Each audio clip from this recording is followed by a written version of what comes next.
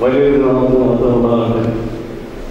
അഭിനന്ദിയ പിതാക്കന്മാരെയും വലിയ വൈദിക സഹോദരങ്ങളെ, കർത്താവിൽ സ്നേഹമുള്ള വിശ്വാസികളുടെ സമൂഹത്തിൽ ഭാഗ്യസ്മരണാർഹനായ ഡോക്ടർ സേവനത്തിലെ ശിഷ്യഗണങ്ങളിൽ ഒരുവനാകുവാൻ സാധിച്ചതിൽ ദൈവത്തെ ഞാൻ സ്തുതിക്കുകയും പരിശുദ്ധ ദിദിമോസ് വലിയ കൊണ്ട് മലങ്കര സഭാരംഗം എന്ന സ്ഥാനം നൽകി ഈ പിതാവിനെ അലങ്കരിച്ചത്, ആദരിച്ചത് എത്ര ശ്രേഷ്ഠമാണ് എന്ന് കരുതുകയും അക്ഷരാർത്ഥത്തിൽ ഈ പിതാവ് മലങ്കരയ്ക്ക് ദൈവം നൽകിയ നല്ല ഒരു രത്നം തന്നെ ആയിരുന്നു.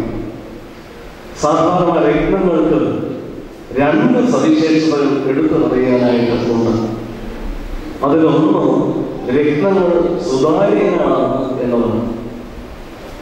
അതിൽ മായം അഥവാ കറുപ്പ് കാണുകയില്ല, അത് വളരെ സുതാര്യതയുള്ളതാണ്. രണ്ട്, രത്നങ്ങൾ അതിൽ പതിക്കുന്ന പ്രകാശകിരണങ്ങൾ കൊണ്ട് ഒരു വർണ്ണ പ്രപഞ്ചത്തെ സൃഷ്ടിക്കുവാൻ കഴിവുള്ള വസ്തുതകളാണ്. അങ്ങനെ നോക്കിയാൽ അക്ഷരാർത്ഥത്തിൽ ഭാഗ്യവാനായ ഒസാത്യൂസിനെ മഹാരത്നം തന്നെ ആയിരുന്നു മലങ്കരയ്ക്ക് സർവശക്തൻ നൽകിയ വലിയ രത്നം. ഈ രത്നത്തിന്റെ സവിശേഷതകളെ വർണ്ണിക്കുവാനായിട്ട് ഞാൻ അശക്തനാണ് എന്നുള്ള ബോധ്യം എനിക്ക് ഉണ്ട്. എങ്കിലും വിശുദ്ധ വചനങ്ങളിൽ നിന്നും ചില ചെറിയ ചിന്തകൾ അദ്ദേഹത്തിന്റെ ജീവിതത്തോട് ചേർത്ത് ചിന്തിക്കുവാനായിട്ട് ആഗ്രഹിക്കുകയും ഇന്ന് സന്ധ്യയ്ക്ക് വായിച്ച വിശുദ്ധ എവങ്കേലിയൻ മത്തായി സുവിശേഷത്തിന്റെ 25-ാം അധ്യായത്തിന്റെ 1 മുതൽ 28 വരെയുള്ള വാക്യങ്ങൾ ആയിരുന്നു. ഏവർക്കും വളരെ പരിചിതമായ ഒരു ഭാഗമാണ് അത്. ദൂരദേശത്തേക്ക് യാത്രയാകുന്ന യജമാനൻ തന്റെ ദാസനെ വിളിച്ച് അവർക്ക് താരതമ്യം നൽകുന്നതിനെ കുറിച്ചാണ് ഈ ഭാഗത്ത് വർണ്ണിച്ചിരിക്കുന്നത്.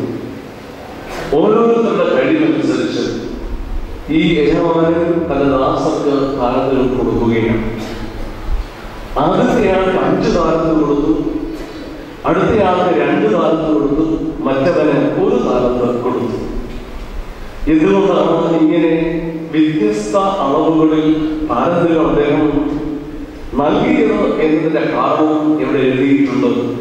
അവനവന്റെ കഴിവിനനുസരിച്ചാണ് ഈ താലന്തുകൾ കൊടുത്തത്. എല്ലാവർക്കും തുല്യ അളവിൽ താലന്തുകൾ സ്വീകരിക്കുവാനായിട്ടുള്ള സ്വീകരണ ശേഷിയില്ല. എന്റെ ഈ കൈക്കൊമ്പിളിൽ എനിക്ക് വഹിക്കാൻ കഴിയുന്ന ഭാരമുണ്ട്. എന്നാൽ എന്നേക്കാൾ ആരോഗ്യ ദൃഢഗാത്രനായ ഒരാൾക്ക് അദ്ദേഹത്തിന്റെ കൈക്കൊമ്പിളിൽ കൂടുതൽ ഭാരം വഹിക്കുവാനായിട്ടുള്ള കഴിവുണ്ട്. അതുകൊണ്ട് അവനവന്റെ കഴിവിനനുസരിച്ച് അവരവരുടെ സ്വീകരണ ശേഷിക്കനുസരിച്ചാണ് യഥാർത്ഥത്തിൽ താലന്തുകളെ നൽകുന്നത്. അങ്ങനെ ഈ യജമാനൻ അവരവർക്ക് വഹിക്കാൻ കഴിയുന്ന താലന്തുകൾ നൽകുകയും തന്നെയല്ല, ഇദ്ദേഹം നീതിയുള്ള നല്ലവനായ യജമാനൻ ആയിരുന്നു എന്നതിന്റെ മറ്റൊരു തെളിവാണ് ഈ താലന്തുകൾ തിരികെ കൊടുക്കുന്ന നേരത്ത് 5 താലന്ത് കൂടി നേടിയ ആൾക്കും 2 താലന്ത് കൂടി നേടിയ ആൾക്കും ഒരേ പ്രതിഫലം തന്നെയാണ് അദ്ദേഹം നൽകുന്നത്. വലിയ യജമാനന്റെ സന്തോഷത്തിലേക്ക് പ്രവേശിക്കുക എന്ന വലിയ സമ്മാനം. അങ്ങനെ 3 ദാസർക്ക് 3 വ്യത്യസ്ത അളവുകളിൽ താലന്തുകൾ അദ്ദേഹം നൽകുകയാണ്. യാത്രയുടെ കഴിവുള്ളതിൽ ഈ യജമാനൻ തിരികെ എത്തി തന്റെ ദാസന്മാരെ വിളിച്ച് അവരോട് കണക്ക് ചോദിച്ചു. നൽകിയ താലന്തുകൾ എവിടെ എന്ന് അന്വേഷിക്കുകയാണ്. 5 താലന്ത് നേടിയ മനുഷ്യൻ വന്നു പറയുകയാണ്, യജമാനനെ 5 താലന്തല്ലാണ് എനിക്ക് നൽകിയത്, ഇതാ ഞാൻ വേറെ 5 കൂടി നേടിയിരിക്കുകയാണ്. 10 താലന്ത് അദ്ദേഹം തിരികെ കൊടുക്കുകയാണ്. രണ്ടാമത്തെ ആൾ വന്നു അതേ രീതിയിൽ തന്നെ 2 താലന്തല്ലയോ അങ്ങനെയൊക്കെ നൽകിയത്, ഇത് അദ്ദേഹത്തെ 2 കൂടി ഞാൻ നേടിയിട്ടുണ്ട്, 4 താലന്തകൾ തിരികെ കൊടുക്കുകയാണ്. ഒടുവിലത്തെ ദാസൻ വന്നു. അദ്ദേഹം പറയുന്നത് ഇങ്ങനെയാണ്: നീ വിതയ്ക്കാതെ കൊയ്യുന്നവനാണ്, വിതാതെ ശേഖരിക്കുന്നവനാണ്, കഠിന മനുഷ്യനാണ്, ഇതെനിക്കറിയാം. അതുകൊണ്ട് നിന്റെ താലന്ത് ഞാൻ ഇവിടെ കുഴിച്ചിട്ടു, ഇത് അതിന്റെ താലന്ത് നീ തിരികെ എടുത്തു കൊടുക്കാം. കോപിഷ്ഠനായ ആ യജമാനൻ പറയുന്നത് ഇങ്ങനെയാണ്: മടിയനും ദുഷ്ടനായ ദാസ, നീ ഈ താലന്ത് പലിശയ്ക്ക് കൊടുത്തിരുന്നെങ്കിൽ, ആ ദ്രവ്യം പലിശയ്ക്ക് നൽകിയിരുന്നെങ്കിൽ ആ പലിശയെങ്കിലും എനിക്ക് കിട്ടുമായിരുന്നില്ല എന്നോ. വളരെയേറെ ശ്രദ്ധിക്കേണ്ട ഒരു ടെക്സ്റ്റാണ് ഇത്. ഭാഗ്യവാനായ ഒസ്താത്യോസിന്റെ ജീവിതത്തോട് ചേർത്ത് ഈ വാക്യങ്ങളിൽ ഒന്ന് വിചിന്തനം ചെയ്യുവാനായിട്ടാണ് ഞാൻ ആഗ്രഹിക്കുന്നത്. എന്തുകൊണ്ടാണ് ഈ 3 ദാസന്മാരിൽ 2 പേര് ഒരേ രീതിയിൽ പ്രതികരിച്ചത്? എന്തുകൊണ്ടാണ് 3ാമത്തെ ദാസൻ വ്യത്യസ്തമായ രീതിയിൽ പ്രതികരണം നടത്തുന്നു? 5 താലന്ത് കിട്ടിയവൻ 5 കൂടി നേടി, 2 താലന്ത് കിട്ടിയവൻ 2 കൂടി നേടി, 1 താലന്ത് കിട്ടിയവൻ അത് കുഴിച്ചു. എന്തുകൊണ്ട്? അതിന്റെ കാരണങ്ങൾ അന്വേഷിക്കുന്ന നേരത്ത് 3 ചിന്തകളാണ് എന്റെ മനസ്സിൽ കടന്നു വരുന്നത്. 3 ചിന്തകൾ, 3 കാരണങ്ങൾ. ഒന്നുകിൽ ഈ ആദ്യത്തെ 2 ദാസന്മാര് കൂടുതൽ താലന്തുകൾ നേടിയതിന്റെ കാരണമായിട്ടും അതിനെ കാണാം. അതല്ലെങ്കിൽ ഒടുവിലത്തെ ദാസൻ തന്റെ താലന്ത് കുഴിച്ചിട്ടതിന്റെ കാരണവും ഇത് തന്നെയാണ്. എന്നാണ് ആ കാരണം. അതിനാദ്യത്തേത്, ഈ ദാസന്മാർക്ക് നൽകിയ താലന്തുകളെ കുറിച്ചുള്ള ആ താലന്തുകൾ നൽകിയതിന്റെ പിറകിലെ ലക്ഷ്യം എന്തായിരുന്നു എന്ന് ബോധ്യം ഉണ്ടായിരുന്നു. ആദ്യത്തെ 2 പേർക്ക് ഒടുവിലത്തെ ആൾക്ക് ഇല്ലായിരുന്നു. താലന്തുകളുടെ പിറകിലുള്ള, താലന്തുകൾ ദാനമായി നൽകിയതിന്റെ പിറകിലുള്ള പദ്ധതി എന്താണ്? What is the purpose behind the calling? വിളിയുടെ പിറകിലുള്ള രഹസ്യം എന്താണ്? എന്തിനാണ് എന്നെ വിളിച്ചിരിക്കുന്നത്? എന്തിനാണ് പൗരോഹിത്യത്തിന്റെ ഈ ശ്രേഷ്ഠ സ്ഥാനം നൽകി എന്നെ വിളിച്ച് വാർത്തിരിച്ചിരിക്കുന്നത്? എന്റെ വിളിയുടെ പിറകിലെ കാരണം കണ്ടെത്തുവാനായിട്ട്. ആദ്യത്തെ 2 പേർക്ക് വളരെ കൃത്യമായ ധാരണയുണ്ടായിരുന്നു എന്തുകൊണ്ടാണ് യജമാനൻ തങ്ങളുടെ കൈകളിൽ ഈ താലന്തുകൾ നൽകിയിരിക്കുന്നത് എന്നുള്ളത്. അതുകൊണ്ടാണ് 5 കൊണ്ട് മറ്റേ 5 താലന്തുകൾ കൂടി, 2 കൊണ്ട് വേറെ 2 താലന്തുകൾ കൂടി ആദ്യത്തെ 2 ആളുകൾക്ക് നേടുവാൻ കഴിഞ്ഞത്. എന്നാൽ എന്തിനാണ് ഈ താലന്ത് നൽകിയത്?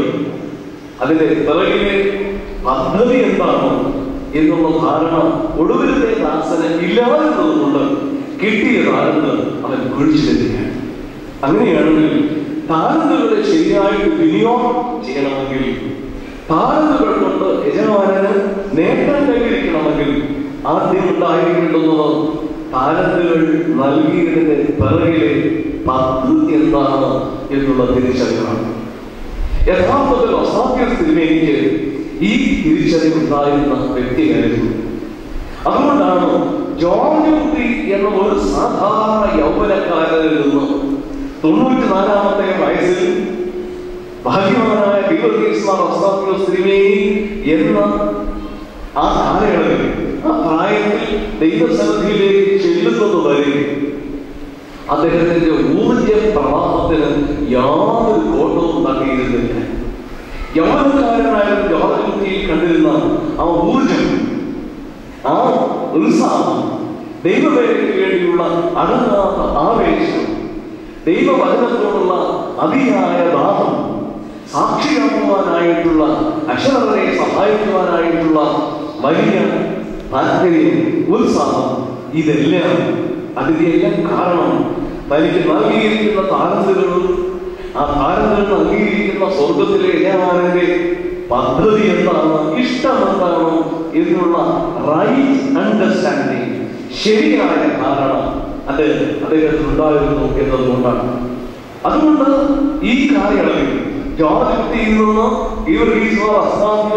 എന്ന വ്യക്തിത്വത്തിലേക്കുള്ള വളർച്ചയുടെ പ്രയാണത്തിന്റെ ദേശാടനത്തിന്റെ ആ കാലങ്ങൾ അതത്ര സുഖകരമായ കാലങ്ങളായിരുന്നില്ല. ഏതെല്ലാം രീതികളിൽ ഏതെല്ലാം വിധത്തിലുള്ള വേദനകളിലൂടെ അദ്ദേഹം കടന്നുപോയിട്ടുണ്ട്. ബാല്യകാലത്ത് നേരിടേണ്ടി വന്ന ദാരിദ്ര്യം, പഠനകാലത്ത് നേരിടേണ്ടി വന്ന സാമ്പത്തിക ക്ലേശങ്ങൾ, പിന്നീട് അങ്ങോട്ട് തന്റെ വിശ്വാസത്തെയും തന്റെ സാക്ഷ്യത്തെയും കുറിച്ച് സംശയം ഉന്നയിച്ച നേതൃത്വം എന്ന് വേണ്ട, എനിക്ക് തോന്നുന്നു കാലം ചെയ്യുന്നത് വരെ ഒരു പക്ഷേ ഒന്നല്ലെങ്കിൽ വേറൊരു രീതിയിൽ ഇത്തരത്തിലുള്ള പ്രതിസന്ധികളിലൂടെയാണ് അദ്ദേഹം കടന്നുപോയത്. എന്നാൽ ഒരിക്കലും ഒരു പ്രതിസന്ധിയും അദ്ദേഹത്തിന്റെ മുഖം പാടിയിരുന്നില്ല.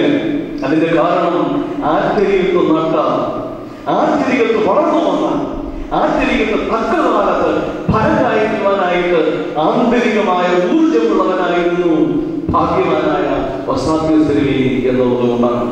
അതിന്റെയും രഹസ്യം തനിക്ക് നൽകിയ താരതമ്യങ്ങൾ എന്തിന്, ഈ താരതമ്യങ്ങൾ നൽകിയിരിക്കുന്ന സ്വർഗീയ യജമാനന്റെ പദ്ധതി എന്താണ് എന്നതിനെ കുറിച്ചുള്ള ശരിയായ ധാരണയായിരുന്നു എന്നതാണ് സത്യം. അതുകൊണ്ട് ദൈവമനുഷ്യന് ഉണ്ടായിരിക്കേണ്ട താരതമ്യം കിട്ടിയവർ ആരായിരുന്നാലും ലഭിച്ചിരിക്കുന്ന താരതമ്യങ്ങളുടെ അളവ് എത്രയാണെങ്കിലും ശരി, ഒരുവൻ ഉണ്ടായിരിക്കേണ്ട ആദ്യത്തെ അവബോധം, ആദ്യത്തെ തിരിച്ചറിവ് ഈ താരതമ്യങ്ങൾ നൽകിയിരിക്കുന്നതിന്റെ പിറകിലെ ദൈവത്തിന്റെ പദ്ധതി എന്താണ് എന്നുള്ളതാണ്.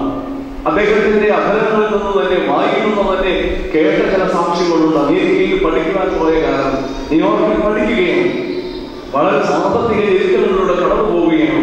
ആ സമയത്ത് താമസിച്ചിരുന്ന ഹോസ്റ്റലിന്റെ ടോയ്ലറ്റ് ക്ലീൻ ചെയ്ത് അങ്ങനെ ഒരു ജോലി ചെയ്തുകൊണ്ടാണ് പഠിക്കുവാൻ വേണ്ട സാമ്പത്തിക ഭദ്രത അദ്ദേഹം കൈവരിച്ചത്. അതല്ലാതെ ആരെങ്കിലും വാരിക്കോരി കൊടുത്തിട്ടായിരുന്നില്ല. നിസ്സാരമായ തുച്ഛമായ ചില സ്കോളർഷിപ്പ് അദ്ദേഹത്തിന് ഉണ്ടായിരുന്നു എങ്കിലും അത് തികയാതെ വന്ന സമയത്ത് താമസിച്ചിരുന്ന ഹോസ്റ്റലിന്റെ ടോയ്ലറ്റ് ക്ലീൻ ചെയ്തത്, അതുകൊണ്ട് സമ്പാദിച്ചതൊക്കെ പഠനകാര്യത്തിനും പിന്നീട് അവശേഷിച്ചതൊക്കെ ഈ സ്ഥാപനത്തിനുമായിട്ട് മാറ്റിവെക്കുവാനായിട്ട് കഴിഞ്ഞ ഒരു പുണ്യ മനുഷ്യൻ, പുണ്യ പിതാവ്. എന്തുകൊണ്ട് നിരാശയില്ലാതെ വേദനയില്ലാതെ മലങ്കര സഭയുടെ അസോസിയേഷൻ അത്യുന്നതമായ സ്ഥാനത്തേക്ക് അദ്ദേഹത്തെ തെരഞ്ഞെടുത്തുവെങ്കിലും പരിശുദ്ധ സിനോദോസ് അതിന് സമ്മതം നൽകാതിരിക്കുന്ന നേരത്തും അശേഷം അതിൽ അതിർത്തി കാണിക്കാതെ ഇന്നത്തെ തലമുറയിൽ എനിക്ക് ഏറ്റവും വലിയ മാതൃക അദ്ദേഹമാണെന്നാണ് ഈ കാലത്തിൽ എന്നാണ് എനിക്ക് തോന്നുന്നത്. എനിക്കെന്ന് പറഞ്ഞാൽ എന്നെ പോലെയുള്ള സ്ഥാനികൾക്കും ഇനി ആ സ്ഥാനത്തേക്ക് വരുവാൻ ആഗ്രഹിക്കുന്നവർക്കും ഒക്കെ, അല്ലെങ്കിൽ സഭ നിശ്ചയിക്കുന്നവർക്കും ഒക്കെ ഇതിന് മാതൃക ഇതിൽ ഒരു വ്യക്തിയില്ല.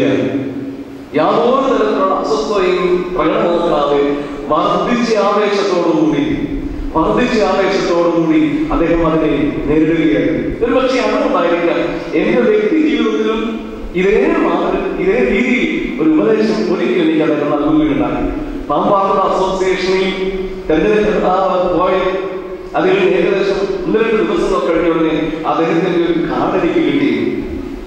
സ്നേഹമുള്ള അച്ഛൻ, ഇതിൽ വിഷമിക്കരുത്, ദൈവത്തിന്റെ ഇഷ്ടം നിറവേറ്റപ്പെടട്ടെ, പ്രാർത്ഥിക്കുക. വേറെ ആരുടെയും എന്റെ പിതാവിന്റെ കയ്യിൽ നിന്നും പരിശുദ്ധനായ തിരുവോസ്മാവായി നിന്ന് എനിക്ക് അതിലേറെ വാത്സല്യവും കരുതൽ കിട്ടിയിരുന്നു എന്നുള്ളത് നന്ദിയോടെ ഓർക്കുകയാണ്. പക്ഷേ ഈ സഭയിലെ ഒരു സാധാരണക്കാരനായ വൈദികനായ എന്നോട് അത്തരത്തിൽ ശ്രദ്ധ ചെലുത്തുകയോ അല്ലെങ്കിൽ അങ്ങനെയൊരു കരുതൽ ആ നേരത്തെ തരികയോ ചെയ്യേണ്ട കാര്യമുണ്ടെന്ന് എനിക്ക് തോന്നിയിട്ടില്ല. പക്ഷേ അതായിരുന്നു അദ്ദേഹത്തിന്റെ സവിശേഷത. കാരണം ദൈവവേലയ്ക്ക് വരുന്നവർക്ക് പ്രതിസന്ധികളുണ്ടായാൽ അതിനെ തരണം ചെയ്യുക പ്രതിസന്ധിയല്ല, സ്ഥാനമാനങ്ങളല്ല, അതിലും വലുതാണ് ദൈവ പദ്ധതിയുടെ ലക്ഷ്യം എന്നുള്ള ധാരണ എന്റെ ഉള്ളിലേക്ക് കുത്തി നിറയ്ക്കുവാനായിട്ട് ശ്രമിക്കുകയായിരുന്നു യഥാർത്ഥത്തിൽ അദ്ദേഹം. ചുരുക്കത്തിൽ നൽകിയ താലന്തുകളെ കുറിച്ചുള്ള നല്ല തിരിച്ചറിവ് ഈ ഭാഗ്യവാനായ പിതാവിന് ഉണ്ടായിരുന്നു. അതുകൊണ്ട് അദ്ദേഹം 5 താലന്തല്ല നേടിയത്, 50 താലന്തല്ല നേടിയത്, 500 താലന്തല്ല നേടിയത്, കണക്കാക്കുവാൻ സാധ്യമല്ലാത്ത വിധത്തിൽ മലങ്കരി അങ്ങോളം ഇങ്ങോളം എന്തുമാത്രം ഫലങ്ങൾ സർവശക്തിന് വേണ്ടി സ്വർഗത്തിലെ യജമാനന് വേണ്ടി നേടുവാൻ ഈ പിതാവിന് സാധിച്ചു. രണ്ടാമതായിട്ട് ഇവിടെ കാണുന്ന ഒരു ചിന്ത, ഈ ആദ്യത്തെ രണ്ട് ദാസന്മാർക്കും ഈ താലന്തുകളുടെ സാധ്യത അതേക്കുറിച്ച് നല്ല ധാരണയുള്ള ആളുകളായിരുന്നു. ഈ താലന്തുകൾ കൊണ്ട് ക്രയവിക്രയം ചെയ്യുകയാണെങ്കിൽ, ഈ താലന്തുകൾ വേണ്ട രീതിയിൽ ഉപയോഗിക്കുകയാണെങ്കിൽ വീണ്ടും നേടാനായിട്ട് സാധിക്കും എന്നൊരു നല്ല അവബോധം. Realising the value of the talent, ആ താലന്തുകളുടെ വാല്യൂ, മൂല്യം എത്രയാണ് എന്നുള്ള തിരിച്ചറിവ് അദ്ദേഹത്തിനുണ്ടായിരുന്നു. കയ്യിൽ 1000 രൂപയുടെ ഒരു നോട്ട് കറൻസി ഉണ്ടായിരുന്നിട്ട് കാര്യമില്ല. ആ 1000 രൂപയുടെ കറൻസി കൊണ്ട് അതിന്റെ പർച്ചേസിംഗ് വാല്യൂ എത്രയാണോ അതുകൊണ്ട് എന്തൊക്കെ നേടുവാനായിട്ട് വാങ്ങുവാനായിട്ട് കഴിയും എന്നുള്ള തിരിച്ചറിവുള്ള ഒരു വ്യക്തിയുടെ കയ്യിൽ ആ കറൻസി കിട്ടിയെങ്കിൽ ഫലം ചെയ്തിട്ടുള്ളൂ. അല്ലാത്ത ആളുകളുടെ അടുക്കൽ 1000 രൂപയുടെ കറൻസിയും ഒരു കടലാസ് വർഷവും ഒരുപോലെയല്ലേ. അതുകൊണ്ട് യഥാർത്ഥത്തിൽ ഉണ്ടായിരിക്കുന്നത് താരതകൾ ലഭിക്കുന്നതോട് തന്നെയായിരിക്കും, മറിച്ച് ഈ താരതകളുടെ വിനിമയ സാധ്യത എത്രയുണ്ട് എന്നുള്ളത് തിരിച്ചറിയാനായിട്ട് കഴിയണം. അഭിമന്യനായ ഒസ്താത്യോസിലേക്ക് ഇത് നല്ല നിശ്ചയമുള്ള വ്യക്തിയായിരുന്നു. ഈ ആദ്യത്തെ 2 ദാസന്മാരും ചെയ്തതാണ്. 5 താലന്ത് കിട്ടിയവൻ അതുകൊണ്ട് 5 കൂടി നേടി. അദ്ദേഹത്തിന് അറിയാമായിരുന്നു എനിക്ക് 5 താലന്തുകൾ കൂടെ നേടാൻ സാധിക്കും. തന്നെയാണ് രണ്ടാമത്തെ ആണെന്നത് തന്നെയാണോ അദ്ദേഹത്തിന് അറിയാം 2 താലന്തുകൾ കൂടെ എനിക്ക് നേടുവാൻ സാധിക്കും. മൂന്നാമത്തെ ആൾക്ക് താലന്തുകളുടെ വിനിമയ സാധ്യതയെ കുറിച്ചുള്ള ഒരു ഗ്രാഹ്യവും ഉണ്ടായിരുന്നില്ല. അതുകൊണ്ട് അദ്ദേഹം ചെയ്തതാണ്, അവരത് നിലത്ത് കുഴിച്ചിട്ടു. അത് കിളുത്തു വരുമെന്നുള്ള പ്രത്യാശയോടെയായിരുന്നില്ല, മറിച്ച് താലന്തുകളുടെ സാധ്യതയെ കുറിച്ചുള്ള ധാരണയില്ലാതെ പോയി. അതുകൊണ്ട് അത് അധികം ഫലം നൽകാതെ ആ താലന്ത് തന്നെ തിരികെ നൽകേണ്ട ഗതികളിലേക്ക് ആ ദാസനെ കൊണ്ട് എത്തിക്കുകയാണ്. അങ്ങനെയാണെങ്കിൽ താലന്തുകൾ ലഭിച്ചതുകൊണ്ട് തന്നെ, മറിച്ച് ലഭിച്ചിരിക്കുന്ന താലന്തുകളെ എങ്ങനെ വിനിയോഗിക്കാം. ഇവിടെ ഓർത്തിരിക്കേണ്ട ഒരു സംഗതിയുണ്ട്. ഈ 2 ദാസന്മാരും നേടിയ താലന്തുകൾ ആർക്ക് വേണ്ടിയായിരുന്നു? യഥാർത്ഥത്തിൽ ഈ താലന്തുകൾ നൽകിയപ്പോൾ യാതൊരു കണ്ടീഷനും യാതൊരു വ്യവസ്ഥയും യജമാനൻ വെച്ചില്ലെന്നുള്ളതാണ് സത്യം.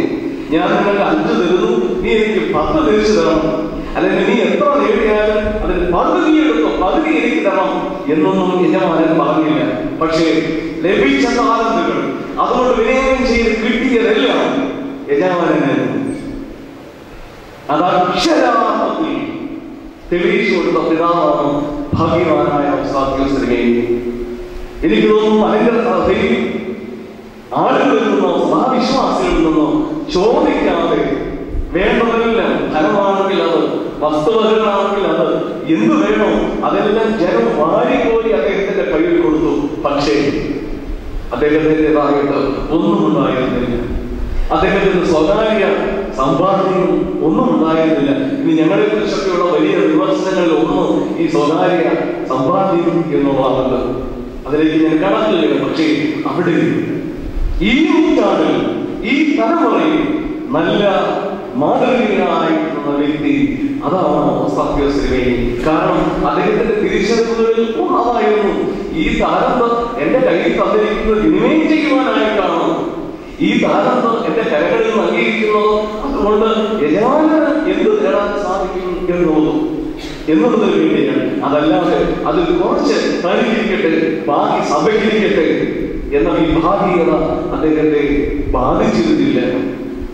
താലന്തുകളുടെ സാധ്യത അത് കേവലം ധനത്തിന്റെ കാര്യത്തിൽ മാത്രമല്ല. നമുക്കൊക്കെ അറിയാം, ഒരു വലിയ ക്രൗഡുള്ളതായിരുന്നു അദ്ദേഹം. അദ്ദേഹത്തിന്റെ വചനം കേൾക്കുവാനായിട്ട് 1000കണക്കിന് ആളുകൾ കഴിച്ചുകൂടിയിരുന്നു. യൗവനക്കാർ, കൊച്ചുകുട്ടികൾ തുടങ്ങി യൗവനക്കാർ, മധ്യവയസ്കർ, ഇതിന് പ്രായമായ വാർദ്ധക്യം ചെന്ന ആളുകൾ വരെ അവരുടെ എല്ലാം മനസ്സിനെ ഇളക്കി മറിക്കുവാനായിട്ട് സ്വാധീനിക്കുവാനായിട്ട് ഭാഗ്യവാനായ ഒസ്താത്യോസിന് എനിക്ക് കഴിച്ചിരുന്നു. അതിന്റെ കാരണം എന്താണ്? അങ്ങനെ ഒരു താലന്ത് കൂടി സർവശക്തൻ അദ്ദേഹത്തിന് നൽകിയിരുന്നു.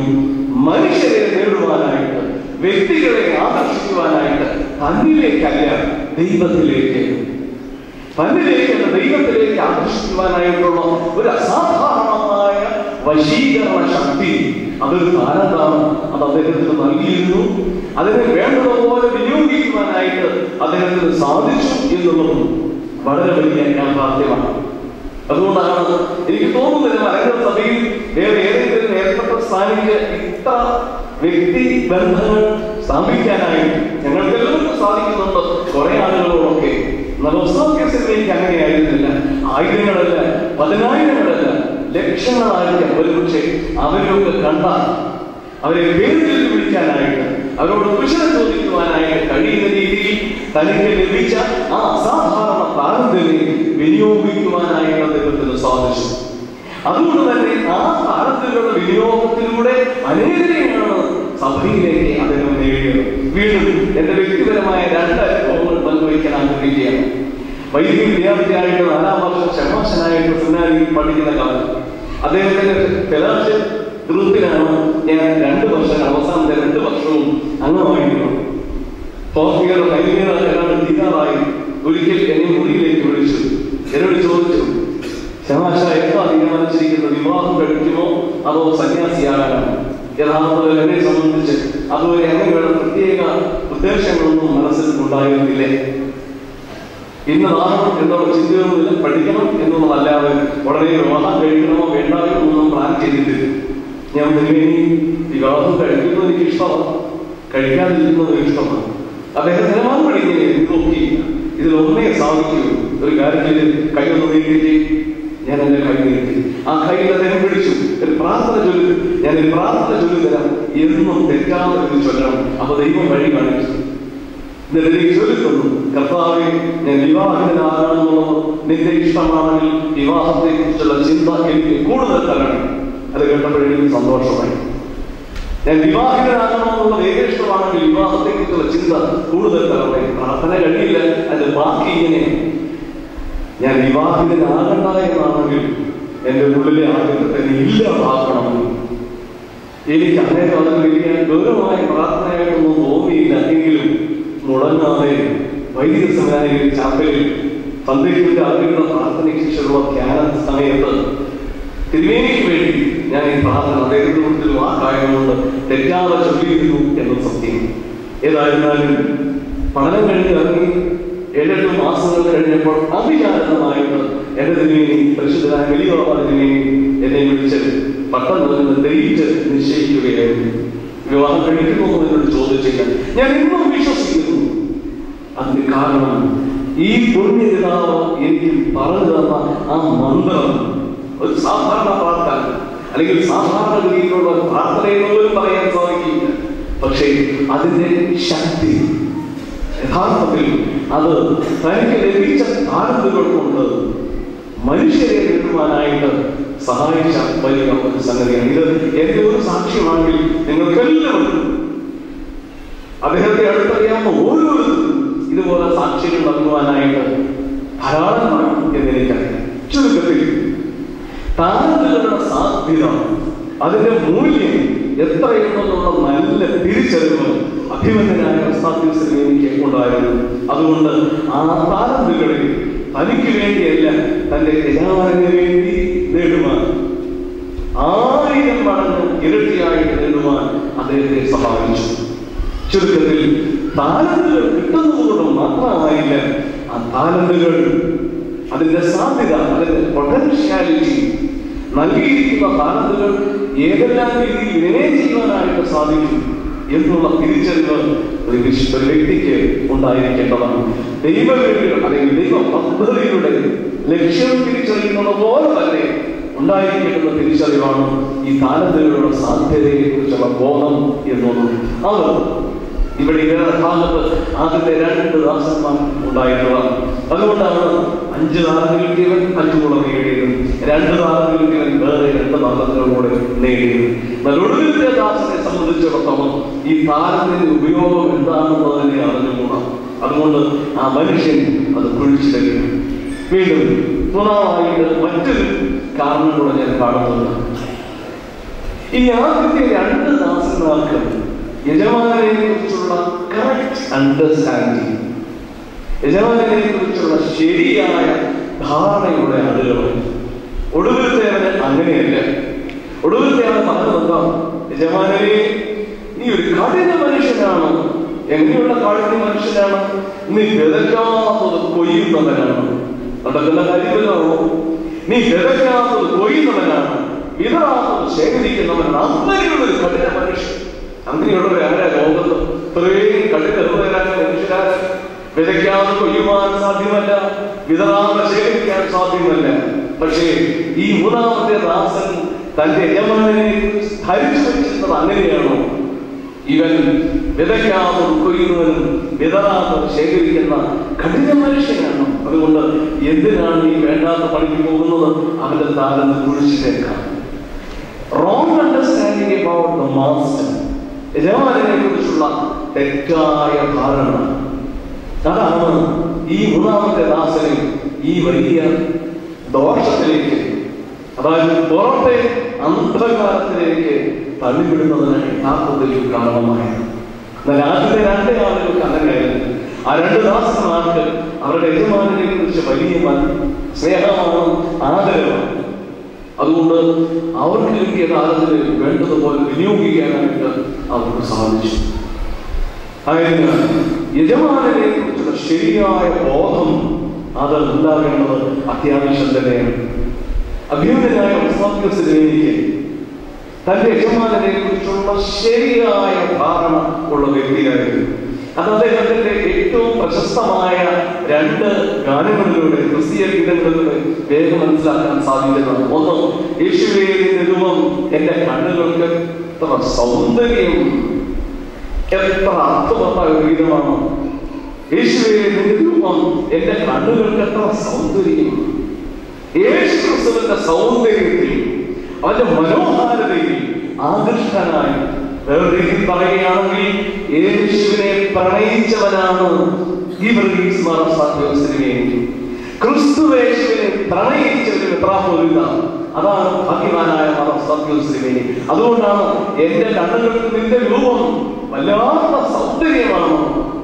അദ്ദേഹം സൗന്ദര്യം ദർശിച്ചത് പ്രപഞ്ചത്തിലല്ല, അദ്ദേഹം സൗന്ദര്യം ദർശിച്ചത് വ്യക്തികളിലല്ല, അദ്ദേഹം സൗന്ദര്യം ദർശിച്ച ചുറ്റുപാടുകളിലല്ല. അദ്ദേഹം പൂർണ്ണ സൗന്ദര്യം കണ്ടത് കർത്താവായ യേശു ക്രിസ്തുവിലാണ്. യേശു ക്രിസ്തുവിലാണ് അദ്ദേഹം സൗന്ദര്യം കണ്ടത്. അതുകൊണ്ടാണ് അദ്ദേഹം വീണ്ടും വീണ്ടും പാടിക്കൊണ്ടിരുന്നത്, ജീവിച്ചാലും മരിച്ചാലും എനിക്ക് യേശു മാത്രം മതി, എനിക്ക് ജീവിക്കുന്നത് ക്രിസ്തുവും മരിക്കുന്നത് ലാഭവും എന്ന ഓരോ സ്ഥിരായ ചിന്താഗതിയെ പിൻപറ്റിക്കൊണ്ട് ജീവിച്ചാലും മരിച്ചാലും എന്റെ കർത്താവിലേക്ക് മതി എന്ന് പറയുവാനായിട്ട് കാരണം ഭാഗ്യവാനായ ഉസ്താദ് നസറായനായ യേശുവിനെ പ്രണയിച്ച വ്യക്തിയായിരുന്നു. ആ പിതാവിന്റെ കണ്ണുകളുടെ സൗന്ദര്യം യേശുവായിരുന്നു. സ്നേഹമുള്ളവരെ, ഇത് യഥാർത്ഥത്തിൽ തന്റെ യജമാനെ കുറിച്ചുള്ള ശരിയായ ധാരണയുടെ ദർശനമാണ്. ഇവിടാണ് നമ്മിൽ അനേക ആളുകൾക്ക്, അല്ലെങ്കിൽ എന്റെ ഉൾപ്പെടെ അനേക ആളുകളുടെ വിശ്വാസത്തെയും തീക്ഷ്ണതയെയും ഇടയ്ക്കെങ്കിലും സംശയിക്കേണ്ടി വരുന്നത് എന്നാണ് എനിക്ക് തോന്നുന്നത്. നമുക്ക് യഥാർത്ഥത്തിൽ ആരോടാണ് സ്നേഹം? ആരോടാണ് സ്നേഹം? യേശുവിനെ സ്നേഹിക്കുന്നവർ അത്രയുണ്ട് ഈ കൂട്ടത്തിൽ, എനിക്കറിയുമോ? യേശുവിനെ ആരാധിക്കുന്നവരാണ് നമ്മളൊക്കെ, സംശയമൊന്നുമില്ല. പക്ഷേ ആരാധനയ്ക്ക് മുമ്പേ ഉണ്ടാവേണ്ടത് സ്നേഹമാണ്. സ്നേഹിക്കാത്തവരെ ആരാധിക്കാനായിട്ട് ഒരവകാശവുമില്ല. നമ്മൾ ഇങ്ങനെ ആരാധിച്ച് യേശുവിനെ അകറ്റി നിർത്തുകയാണ്. അവനെ പ്രണയിച്ച് ഹൃദയത്തിലേക്ക് കൊണ്ടുവരിക. അവിടെയാണ് അവന്റെ ഹൃദയത്തിൽ നിന്ന് ഉയരുന്ന മന്ത്രങ്ങളെ കേൾക്കുവാനായിട്ട് സാധിക്കുന്നത്. എത്ര പേര് ശ്രദ്ധിച്ചിട്ടുണ്ടെന്ന് എനിക്ക് അറിഞ്ഞുകൂടാ. വിശുദ്ധ യോഹന്നാന്റെ സുവിശേഷം 1-ാം അധ്യായത്തിൽ മനുഷ്യരെ കുറിച്ച് വർണ്ണിക്കുന്ന ഭംഗിയായ ഒരു ഫിലോസഫി ചിന്ത കൊണ്ടാണ്. ആദിയിൽ വചനം ഉണ്ടായിരുന്നു, വചനം ദൈവത്തോടു കൂടിയായിരുന്നു, വചനം ദൈവമായിരുന്നു. എല്ലാവർക്കും അറിയാവുന്ന വാക്യങ്ങളാണ്. വൈദിക സെമിനാരിയിൽ പുതിയ നിയമത്തിന്റെ അധ്യാപകര് ഞാൻ ഉൾപ്പെടെയുള്ള ഈ വൈദിക സഹോദരങ്ങൾക്ക് പറഞ്ഞു കൊടുത്തിരിക്കുന്ന വ്യാഖ്യാനം എങ്ങനെയാണെന്ന് ചോദിച്ചാൽ, യോഹന്നാൻ ശ്ലീഹ അക്കാലത്ത് പ്രബലമായിരുന്ന യവനായ അല്ലെങ്കിൽ ഗ്രീക്ക് ഫിലോസഫിയുടെ അടിസ്ഥാനത്തിൽ, കാരണം ഗ്രീക്ക് ഫിലോസഫിയിൽ വളരെ പരിചിതമായ ഒരു ആശയമായിരുന്നു വചനം അല്ലെങ്കിൽ ലോഗോസ് എന്നത്. അപ്പോൾ യോഹന്നാൻ ശ്ലീഹ അന്നത്തെ തത്വചിന്തയിൽ ഏറെ ശ്രദ്ധേയമായിരുന്ന യവനായ തത്വചിന്തയിലെ ലോഗോസ് എന്ന ആശയത്തെ കടമെടുത്തിട്ട് ആ ലോഗോസ്, ആ വചനമാണ് യേശു ക്രിസ്തു, അവനാണ് ജഡം ധരിച്ചത്, അതാണ് കൃപയും സത്യവും എന്ന് പറഞ്ഞാൽ മാറുന്നതെന്ന് ഗ്രീക്ക് ഫിലോസഫിയെ ബ്ലെൻഡ് ചെയ്തുകൊണ്ട് ഒരു ഫിലോസഫിക്കൽ എക്സ്പ്ലനേഷൻ മനുഷ്യാവതാരത്തിൽ നൽകുകയായിരുന്നു എന്നൊക്കെ അക്കാഡമിക് മേഖലകളിൽ സെമിനാരിയിലെ ക്ലാസ്സുകളൊക്കെ കേട്ടിട്ടുണ്ട്. എന്നാൽ ഇതിൽ നിന്നൊക്കെ ഏറെ വ്യത്യസ്തമായ ഒരു വ്യാഖ്യാനം നമ്മുടെ ഒരു ആരാധനാക്രമത്തിൽ കിടപ്പുണ്ട്. പെസഹ ബുധനാഴ്ചയുടെ അഥവാ വ്യാഴാഴ്ച, ബുധനാഴ്ചയാണെന്നാണ് എന്റെ ധാരണ. പെസഹ ബുധനാഴ്ചയുടെ രാത്രി നമസ്കാരത്തിന്റെ 4-ാം കൗമായിയുടെ കോലോ അത് ഗദ്യമായിട്ടാണ്. ആ കോലോയുടെ ആദ്യത്തെ പാരഗ്രാഫിൽ, ആദ്യ സ്റ്റാൻസായിൽ ഗദ്യത്തിൽ എഴുതിയിട്ടുള്ളത് ഇങ്ങനെ: അന്ത്യ അത്താഴ സമയത്ത് യോഹന്നാൻ തന്റെ ഗുരുവിന്റെ മാർഗത്തോട് തന്റെ ചെവി ചേർത്ത് വെച്ചു. നമ്മളൊക്കെ വായിച്ചിട്ടുള്ളതാണ്, ചിത്രങ്ങൾ കണ്ടിട്ടുള്ളതാണ് അന്ത്യ അത്താഴത്തെ കുറിച്ച്. അന്ത്യ അത്താഴ സമയത്ത് യോഹന്നാൻ തന്റെ ഗുരുവിന്റെ മാരണത്തോട് തന്റെ ചെവി ചേർത്ത് വെച്ചു. അപ്പോൾ അവന്റെ മാറിടത്തിൽ നിന്നും ഒരു മന്ത്രം ഉയർന്നത് യോഹന്നാൻ കേട്ടു. ആ മന്ത്രം ഇങ്ങനെയായിരുന്നു: ആദിയിൽ വചനമുണ്ടായിരുന്നു, വചനം ദൈവത്തോടു കൂടിയായിരുന്നു, വചനം ദൈവമായിരുന്നു. അതിനോട് യോഹന്നാൻ കൂട്ടിച്ചേർന്നതാണ്: ആ വചനം ജഡമെടുത്തു ഞങ്ങളുടെ ഇടയിൽ പാർത്തു, കൃപയും സത്യവും പറഞ്ഞവനായി അത്യുന്നതന്റെ തേജസ്സായിട്ട് ഞങ്ങൾ അവനെ കണ്ടു. അത് യോഹന്നാൻ കൂട്ടിച്ചേർത്തതാണ് പറഞ്ഞിരിക്കുന്നത്. ഏതായാലും ലോഗോസ് ഫിലോസഫിയെ ബ്ലെൻഡ് ചെയ്യുകയാണെന്ന് സുറിയാനി പിതാക്കന്മാര് പറയുന്നില്ല. അവര് പറഞ്ഞത് ഗുരുവിന്റെ മാർഗത്തോട് തന്റെ ചെവി ചേർത്ത് വെച്ചത് കൊണ്ടാണ് ഗുരുവിന്റെ അന്തരംഗത്തിൽ നിന്നും ഉയർന്ന ഈ മന്ത്രധ്വനി തിരിച്ചറിയുവാനായിട്ട് യോഹന്നാൻ സാധിച്ചത് എന്നുള്ളതാണ്. സ്നേഹമുള്ളവരെ, പ്രിയനെ, യേശുവിനെ പ്രണയിച്ച് സ്നേഹിച്ച് അവന്റെ മാർഗത്തോട് ചെവി ചേർത്ത് വെച്ചെങ്കിൽ മാത്രമേ അവന്റെ അന്തരംഗത്തിലെ ഭാവമെന്താണ്, എന്താണ് അവന്റെ അന്തർഗതം, അത് തിരിച്ചറിയാൻ സാധിക്കുന്നത്. അത് തിരിച്ചറിയാൻ കഴിയാത്തൊരു ജനതയായിട്ട് മാറിയിരിക്കുകയാണോ ഈ ഓർത്തഡോക്സുകാരെന്നുള്ളത് എനിക്ക് സംശയമുണ്ട്. ഞാൻ പറഞ്ഞത്, ആരാധിക്കുന്നു നമ്മുടെ കർത്താവിനെ, പക്ഷെ അവനെ സ്നേഹിക്കുന്നവരുടെ എണ്ണം കുറഞ്ഞു പോവുകയാണ്. ആരാധിച്ച് അകത്ത് നിർത്താതെ സ്നേഹിച്ച് പ്രണയിച്ച് അവനെ ഉള്ളിലേക്ക് സ്വീകരിക്കുക, അല്ലെങ്കിൽ അവന്റെ ഉള്ളിലേക്ക് ഇറങ്ങി ചെല്ലുക, അല്ലെങ്കിൽ അവന്റെ മാനടത്തോട് ശരിക്കും ചേർത്ത് വയ്ക്കുക. അപ്പോഴാണ് അവന്റെ അന്തരംഗത്തിൽ നിന്നും ഉയരുന്ന മന്ത്രങ്ങളെ ശ്രമിക്കുവാനുള്ള ഭാഗ്യം കിട്ടുന്നത്. ഇതേറെ അനുഭവിച്ചായിരുന്നു ഭാഗ്യവാനായ ഓസ്താത്യോസിന്. അതുകൊണ്ടാണ് ഞാൻ പറഞ്ഞല്ലോ, ജോർജ് കുട്ടി എന്ന യൗവനക്കാരനുണ്ടായിരുന്ന ആ തീക്ഷ്ണത അവസാന ശ്വാസം വരെ നിലനിർത്തുവാനായിട്ട് അദ്ദേഹത്തിന് കഴിഞ്ഞത്.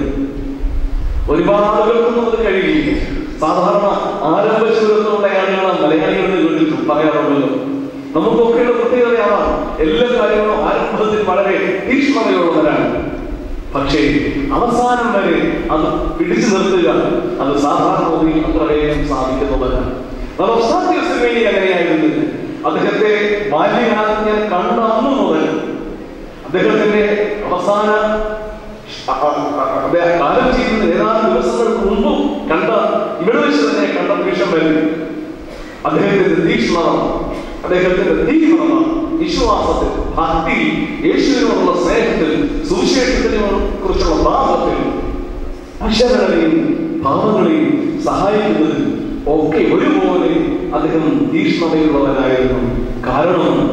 അതിന്റെ കാരണം അദ്ദേഹം വല്ലാതെ ആ നസ്രേത്തുകാരനെ ഇഷ്ടപ്പെട്ടു പോയി, വല്ലാതെ ആ നസ്രേത്തുകാരനെ പ്രണയിച്ചു പോയി.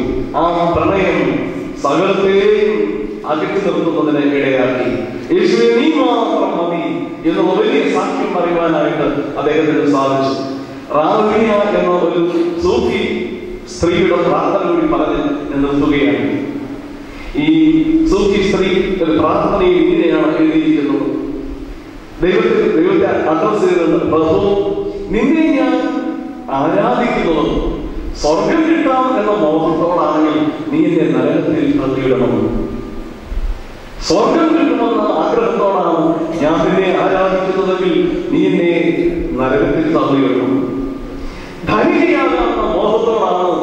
നിന്നെ ആരാധിക്കുന്നുവെങ്കിൽ എന്നെ ദരിദ്രയാക്കണം. സുന്ദരിയാകാമെന്ന മോഹത്തോടാണ് ഞാൻ നിന്നെ ആരാധിക്കുന്നതെങ്കിൽ എന്നെ ഗർഭിണിയാക്കണം. ഇങ്ങനെ ഏറെ കാര്യങ്ങൾ പറഞ്ഞിട്ട് ഒടുവിലത് കൺക്ലൂഡ് ചെയ്യുന്നത് ഇങ്ങനെയാണ്: എന്നാലോ നിന്നോടുള്ള അടങ്ങാത്ത പ്രണയമൂലമാണ് ഞാൻ നിന്നെ ആരാധിക്കുന്നതെങ്കിൽ നിന്റെ സ്നേഹത്തിൽ നിന്ന് ഒരു നിമിഷം പോലും എന്നെ തള്ളിക്കളയുന്നത്. സ്വർഗം കിട്ടണമെന്ന് ആഗ്രഹമുണ്ടല്ല, ധനികയാകണമെന്ന് ആഗ്രഹമുണ്ടല്ല, മറിച്ച് യേശുവേ എനിക്ക് നിന്നെ ഇഷ്ടമാണ്. അതിന്റെ കാരണം യജമാനന്റെ സൗന്ദര്യം അത് കണ്ണുകൾ കൊണ്ട് ദർശിക്കാനായിട്ട് സാധിക്കണം. യേശുവേ നിന്റെ രൂപം എന്റെ കണ്ണുകൾക്ക് എത്ര സൗന്ദര്യം. അതുകൊണ്ട് ജീവിച്ചാലും മരിച്ചാലും എന്റെ കർത്താവ് മാത്രം മതി. വല്ലാതെ വസ്തുക്കാരനെ പ്രണയിച്ചവനാണ് ഗീവർഗീസ് മാർ ഔസ്താത്യോസ്. അതുകൊണ്ട് യജമാനനെ കുറിച്ചുള്ള ശരിയായ ധാരണ അദ്ദേഹത്തിന് ഉണ്ടായിരുന്നതുകൊണ്ട് തനിക്ക് കിട്ടിയ താലന്തുകൾ ഒന്നല്ല 1000 താലന്തുകളുടെ ഉടമ അവകാശിയായിരുന്നു അദ്ദേഹം. ആ താലന്തുകളെല്ലാം 150 1000 അതിൽ കൂടുതലായിട്ട് മടക്കി കൊടുത്ത് അദ്ദേഹം ഇന്ന് സന്തോഷിക്കുകയാണ്. എവിടെ വരിക? യജമാനന്റെ സന്തോഷത്തിലേക്ക് പ്രവേശിക്കുക. അതിന്റെ 2 ദാസന്മാർക്ക് കിട്ടിയ വലിയ പ്രതിഫലം അതുതന്നെയാണ്. ഇതാ ഈ താലന്തുകൾ നിങ്ങൾ എടുത്തു എന്ന് തിരിച്ചു കൊടുക്കുകയായിരുന്നില്ല. വരിക, യജമാനന്റെ സന്തോഷത്തിലേക്ക് പ്രവേശിക്കുക. 3ാമത്തെ ദാസനോട് പറഞ്ഞത് എന്താണ്? ഇവരെ പുറത്തെ ഇരുട്ടിലേക്ക് തള്ളിക്കളയുക. പുറത്തെ ഇരുട്ടിലേക്ക്. അതിന്റെ കാരണം 3ാമത്തെ ദാസന്റെ അകത്തും ഇരുട്ടായിരുന്നു. അതിന്റെ ഉള്ളിൽ വെളിച്ചമുണ്ടായിരുന്നില്ല, അതിന്റെ അകത്തും ഇരുട്ടായിരുന്നു. അകത്ത് ഇരുട്ടുള്ളവന് ഒരിക്കലും പുറത്തെ വെളിച്ചം കാണാൻ സാധിക്കുകയില്ല. ഹൃദയത്തിൽ വെളിച്ചമുള്ള ആളുകൾക്കാണ് പുറത്തെ വെളിച്ചം കാണാനായിട്ട് സാധിക്കുന്നത്. അല്ലെങ്കിൽ ഹൃദയത്തിൽ വെളിച്ചമുള്ള ആളുകൾക്കാണ് മനുഷ്യനെ വെളിച്ചം പകരാനായിട്ട് സാധിക്കുന്നത്. ഭാഗ്യവാനായ ഔസ്താത്യോസിന്റെ ഹൃദയം അത് മുഴുവൻ വെളിച്ചത്തിന്റെ ഒരു വലിയ സ്രോതസ് തന്നെയായിരുന്നു. അദ്ദേഹം വെളിച്ചമായിരുന്നു അന്തരംഗത്തിൽ. ആ വെളിച്ചത്തിന്റെ പ്രസരണമാണ്, ആ പ്രകാശ കിരണങ്ങളാണ് യഥാർത്ഥത്തിൽ ആയിരങ്ങളെ അദ്ദേഹത്തിലേക്ക് ആകർഷിച്ചത്.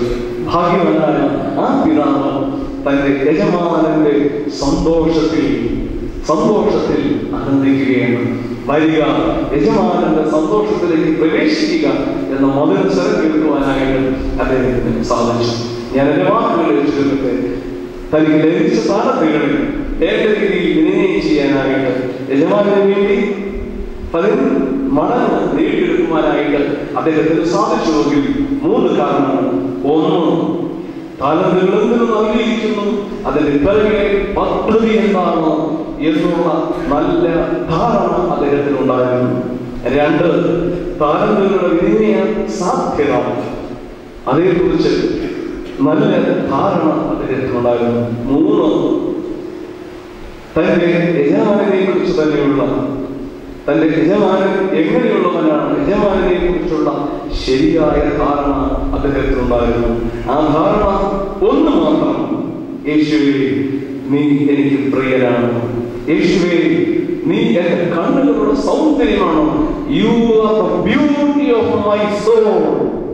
അതായിരുന്നു ഗീവർഗീസ് മാർ ഔസ്താത്യോസിന്റെ ഭാഗ്യവാനായ പുണ്യവാനായ പിതാവിന്റെ പാവന സ്മരണയ്ക്ക് മുമ്പിൽ ഭക്തി ആദരങ്ങൾ സമർപ്പിച്ചുകൊണ്ട് എന്റെ വാക്കുകൾ ചുരുക്കും.